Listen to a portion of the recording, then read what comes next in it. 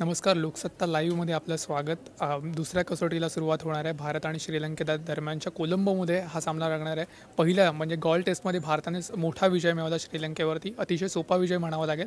त्याच्यानंतर आता दुसऱ्या कसोटीमध्ये भारतासमोर काय आव्हान असेल, किंबहुना श्रीलंकेसमोर काय आव्हान असेल आणि भारतासाठी हे आव्हान कितपत सोपं असेल हे सांगण्यासाठी माझ्यासोबत आहे माझा सहकारी प्रथमेश दीक्षित. आपण त्याला विचारूया कसा रंगेल हा सामना. प्रथमेश. नक्कीच कुणाल, जसं तू म्हणालास की पहिली कसोटी भारताने खूप सोप्या पद्धतीने जिंकली. गॉल कसोटीत श्रीलंकेकडनं हा म्हणावा तसा प्रतिकार भारतीय संघाला झाला नाही, त्यामुळे भारतीय संघासाठी पहिला सामना हा अगदी सोपा म्हणायला झाला. सांगायचं झालं तर श्रीलंकेचा संघ प्रतिकार करण्यापेक्षा दुखापतीमुळे जास्त बेजार झालेला दिसला. त्यांचा एक खेळाडू स्लिपमध्ये कॅच पकडताना त्याच्या बोटाला दुखापत झाली, त्यामुळे तो पूर्ण कसोटीत खेळू शकला नाही. त्याच्यानंतर त्यांचा कर्णधार पहिल्या कसोटीमधला रंगना हेरत, त्यालाही बॉलिंग करताना त्याच्या बोटाला दुखापत झाली, त्यामुळे तो दुसऱ्या डावात बॅटिंग करू शकला नाही. त्यामुळे मैदानात कुठेतरी खेळण्यापेक्षा दुखापतींमुळेच श्रीलंकेचा संघ पहिल्या सामन्यात दुखापतींशी झुंजताना बघायला मिळाला. आणि त्यात श्रीलंकेच्या अडचणींमध्ये आता अजून एक भर पडली आहे, ती म्हणजे त्यांचा सूरज लखमल नावाचा त्यांचा एक जलदगती गोलंदाज आहे. तो या कसोटीमधनं बाहेर पडलेला आहे, कारण त्याला पाठदुखीचा त्रास बळावला आहे. त्यामुळे श्रीलंकेच्या व्यवस्थापनाने त्याला विश्रांती दिली आहे. सूरज लखमल पहिल्या कसोटीत खेळला नव्हता, पण तो त्यांच्या फास्ट बॉलिंग लाईनअपमधला एक महत्त्वाचा बॉलर आहे. त्यामुळे तो दुखापतीमुळे बाहेर जाणं ही श्रीलंकेसाठी खूप मोठी गोष्ट मानली जाते, खूप मोठा धक्का आहे त्यांच्यासाठी. भारताची गोष्ट आपण करायला गेलं तर भारताने पहिल्या कसोटीत खूप चांगला खेळ केला, याबद्दल वाद नाही. शिखर धवनला अनायसे संधी मिळाली आपलं टेस्टमधलं स्थान प्रूव्ह करण्यासाठी, आणि ती त्यांनी दोन्ही हातांनी ती संधी अक्षरशः ओढून घेतली आणि खूप चांगला खेळ केला. 190 धावांची त्याने खेळी केली. त्याचं द्विशतक अगदी थोड्या 10 धावांनी हुकलं, हे आपण सगळ्यांनीच बघितलं. खूप चांगला खेळ केला. त्याच्यानंतर चेतेश्वर पुजाराने खूप चांगली खेळी केली. भारतीय धावसंख्येला एक चांगला आकार दिला. या सगळ्यांपुढे श्रीलंकेचा संघ दडपणात खाली जाडवला. मोहम्मद शमी असेल, उमेश यादव असेल, रविचंद्रन अश्विन यांनी पहिल्या डावात खूप चांगली बॉलिंग केली आणि श्रीलंकेला पटकन आऊट करून टाकलं. त्यामुळे दुसऱ्या कसोटीत दोन्ही संघ जेव्हा एकमेकांच्या समोर येतील तेव्हा नक्कीच दडपण हे श्रीलंकेसमोर असेल, यात काही शंका नाही. तर यजमान संघावरती दडपण असेल, कारण एकतर पहिल्या कसोटीमध्ये मोठा पराभव पत्करावा लागला आहे आणि त्याच्यामध्ये आणखी वरून भर घातली आहे ती दुखापतीने. तर या सगळ्या पार्श्वभूमीवर भारताला पेपर सोपा असेल असं वाटतं. पण एकंदरीत भारत आणि श्रीलंका दोन्ही संघाची कामगिरी कशी असेल, तो काय चुरस पाहायला मिळू शकते काय? चुरस बघायला गेली तर आपण फार चुरस यांच्यात बघायला मिळेल असं अपेक्षा सध्या तरी बाळगू नये, कारण आपण आत्ताच जसं बोललो की श्रीलंकेचा संघ हा दुखापतीमुळेच आता बेजार झालेला आहे. पण एक श्रीलंकेसाठी त्यातल्या त्यात महत्त्वाची गोष्ट म्हणायला झाली तर श्रीलंकेचा दिनेश चंडीमल, जो त्यांचा टेस्टचा कॅप्टन आहे, तो या दुसऱ्या कसोटीत पुनरागमन करणार आहे. तो या संघात परत येतो आहे. त्यामुळे दिनेश चंडीमल या टेस्टमध्ये श्रीलंकेसाठी काही ना काहीतरी चांगली गोष्ट करेल, किंवा तो त्याच्या कॅप्टन्सीमुळे टीममध्ये काही आमूलाग्र बदल घडवून आणेल असं सध्या तरी वाटतं आहे. श्रीलंकेच्या बॉलिंग लाईनअपबद्दल आपण विचार करायला गेला तर नुवान प्रदीप, ज्याने भारताविरुद्ध पहिल्या डावामध्ये 6 बळी घेतले होते, तो श्रीलंकेचा एकमेव यशस्वी गोलंदाज ठरला होता.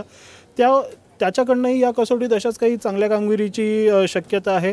रंगना हेरतबद्दल आत्ता अजूनही साशंकता आहे. रंगना हेरतला जसं आपण पहिल्यांदा सांगितलं की तो दुखापतग्रस्त आहे, त्याच्या बोटाला दुखापत झाली आहे, त्यामुळे तो दुसऱ्या कसोटीत खेळेल की नाही खेळेल हे अजून श्रीलंका व्यवस्थापनाने स्पष्ट केलं नाही आहे. त्यामुळे चुरस अशी बघायला मिळणं फार कमी आहे. पण भारतीय संघाने कुठलीही बाजू हलक्यात घेऊ नये, श्रीलंकेला कधीही हलक्यात घेऊ नये, कारण आपण झिम्बाब्वेबरोबरही पाहिलं आहे. झिम्बाब्वेने सुद्धा श्रीलंकेला एका कसोटीमध्ये खूप धक्का देत बॅकफूटवर नेमलं होतं, पण त्यानंतरही श्रीलंकेने त्यातनं ती लढा दिला आणि ती कसोटी जिंकली होती. त्यामुळे प्रतिकार होईल अशी अपेक्षा नाही आहे. तरीही भारताने श्रीलंकेला हलकं लेखू नये, ते खूप धोक्याचं ठरू शकतं. तर श्रीलंकेसमोर दुखापतींमुळे जायबंदी झालेल्या खेळाडूंसमोर हा संघही एकंदरीत जायबंदी झाला असं म्हणता येईल. पण भारत त्यामुळे त्यांच्यासमोर मोठं आव्हान आहे. पण एक आव्हान आहे ते विराट कोहलीसमोर पण आहे, जो भारतीय संघाचा कर्णधार आहे. आणि ते आव्हान आहे म्हणजे संघ निवडीचं. कारण श्रीलंकेचा संघ एकीकडे दुखापतीने बेजार झाला असताना आपला KL राहुल जो महत्त्वाचा फलंदाज आहे तो दुखापतीतून सावरलेला आहे. त्यामुळे आता नेमकी निवड तरी कोणाची करायची असा पेच विराट कोहलीसमोर आहे. तर यावरती नेमकं काय सांगशील प्रथमेश? हे खूप विराट कोहली पुढे ही खूप ट्रिकी सिच्युएशन म्हणतात अशी सिच्युएशन त्याच्या पुढे आलेली आहे. कारण झालं आहे कसं की अभिनव मुकुंदला आपण पहिल्या टेस्टमध्ये भारतीय संघाने संधी दिली.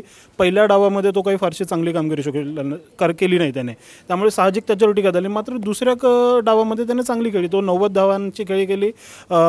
पहिली विकेट गेल्यानंतर त्याने खूप चांगल्या रीतीने धावसंख्येला आकार दिला. त्यातल्या त्यात शिखर धवनने 190 धावा केल्या, त्यामुळे त्याची ओपनिंगची जागा ही फिक्स झालेली आहे. चेतेश्वर पुजारा 3 नंबरवर चांगली कामगिरी करतोय. अजिंक्य रहाणे चौथ्या आणि मधल्या फळीत येऊन अर्धशतक केलेलं आहे.